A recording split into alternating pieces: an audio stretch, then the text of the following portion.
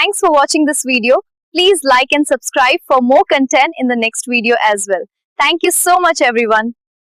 बाहर फट फट फट की जोर से आवाज हुई। सीमा को लगा कि पटाखे फूट रहे हैं।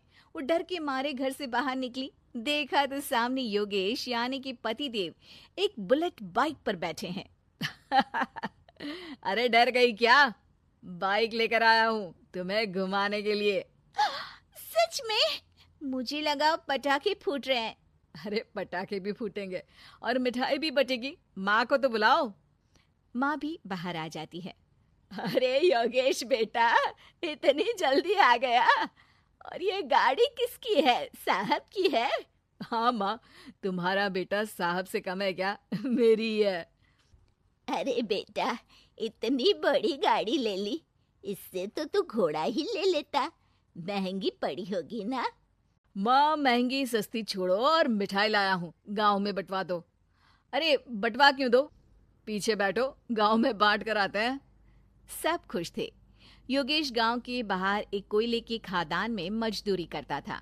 मेहनत और अकल से उसने वहां ठेकेदारी का काम सीख लिया और सूझबूझ से ठीक ठाक पैसा बनाने लगा। गांव में बात फैल गई कि योगेश के घर धमाका गाड़ी आई है। ऐसी गाड़ी पहले कभी किसी ने गांव में तो देखी नहीं थी। योगेश और माँ गाड़ी से वापस घर आ जाते हैं।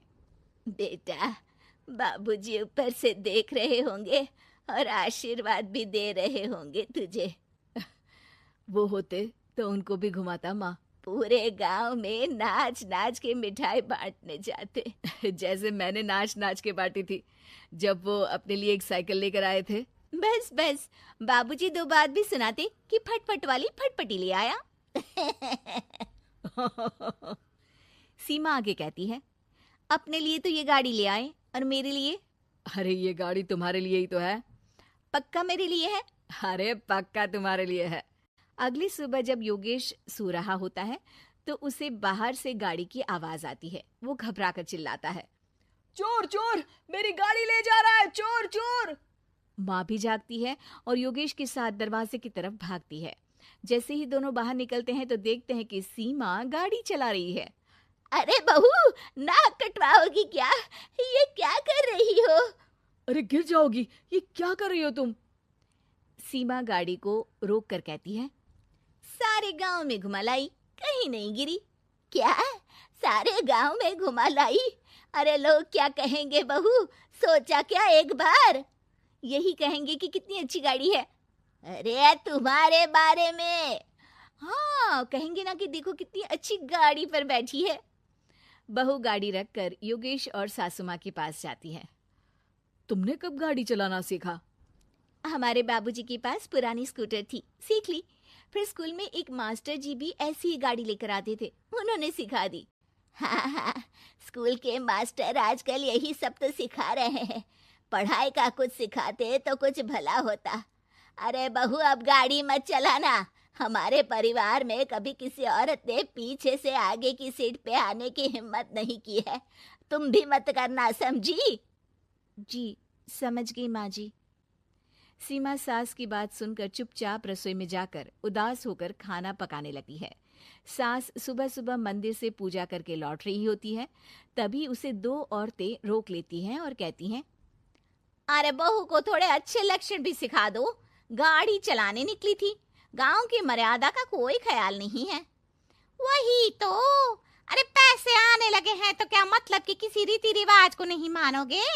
अरे समाज में रहना है तो समाज के ढंग से ही रहना पड़ता है। अरे लाज भी नहीं आई बहू को? चूल्हे चौके से निकलकर सीधे गाड़ी लेकर चौराहे चबूतरे नाप लिए, फट फट फट करते हुए। अरे कुछ कह देना उसे। अरे ये क्या कहेगी, बूढ़ी सास है, इनकी थोड़ी ना चलती होगी घर में। हाँ, बहू की ही चलती होगी, मर्जी भी और गाड़ी भी।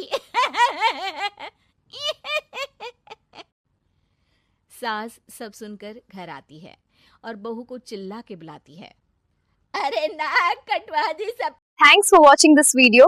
Please like and subscribe for more content in the next video as well. Thank you so much everyone. के सामने गाड़ी चलाकर औरत जात गाड़ी नहीं चलाती। शहरों में तो 4 पहियों वाली गाड़ी भी चलाती हैं और हेलीकॉप्टर, हवाई जहाज भी। शहर में थोड़ी ना रहती हो मैडम साहिबा। आज के बाद गाड़ी से ही नहीं, यूं भी निकलना बंद तुम्हारा घर से।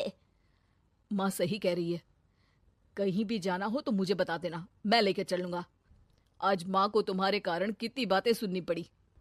इतना कहते हुए योगेश वहां से चला जाता है। बारिश की वजह से कारखाने के रोड पर कीचड़ रहता है, इसीलिए योगेश गाड़ी घर रख कर जाता है और किसी से लिफ्ट लेकर कारखाने पहुंचता है ताकि नई गाड़ी गंदी ना हो।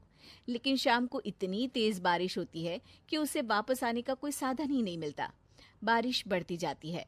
रात के 11 बज जाते हैं। रास्ते में एक नदी का ब्रिज है। अगर उस पर पानी आ गया तो योगेश कारखाने में ही फंस जाएगा। पूरी रात भूखे प्यासे बितानी पड़ेगी। घना अंधेरा, बिजली की कड़कड़ाहट और तेज बारिश। राजेश डर भी रहा था, ठंड से कांप भी रहा था। तभी उसे रोड से आती हुई एक रोशनी दिखती है। वो देखता है कि उसके सामने एक बाइक आकर खड़ी हुई है। वो ऊपर वाले को धन्यवाद देकर उस बाइक वाले आदमी की तरफ बढ़ता है, पर पास जाकर देखता है तो भौचक्का रह जाता है। सीमा, तुम यहाँ इतनी बारिश में गाड़ी पर? पहले बैठो तो, नदी ब्रिज पे आ जाएगी तो जाना मुश्किल हो जाएगा। योगेश गाड़ी के पीछे बैठता है। सीमा गाड़ी चला रही है। मैंने तो तुमको पहचाना ही नहीं। गाड़ी की आवाज तो पहचानी होगी ना। अरे पर मुझे नहीं पता था कि तुम आओगी। अच्छा किया कि तुम आ गई। माँ नहीं आने दे रही थी, पर हमेशा पति पत्नी की रक्षा थोड़ी ना करेगा, पत्नी को भी तो करनी चाहिए। योगेश को सुबह अपने किए पर पछतावा होता है। उसकी आंख में आंसू आ गए जो बारिश की बूंदों में बह गए थे। उसके बाद सीमा को सास ने और योगेश ने खुशी खुशी समाज की सीमा लांघने की मंजूरी दे दी। अब वो जहां भी जाती, फट फट फट गाड़ी पे ही जाती। Thanks for watching this video. Please like and subscribe for more content in the next video as well. Thank you so much everyone.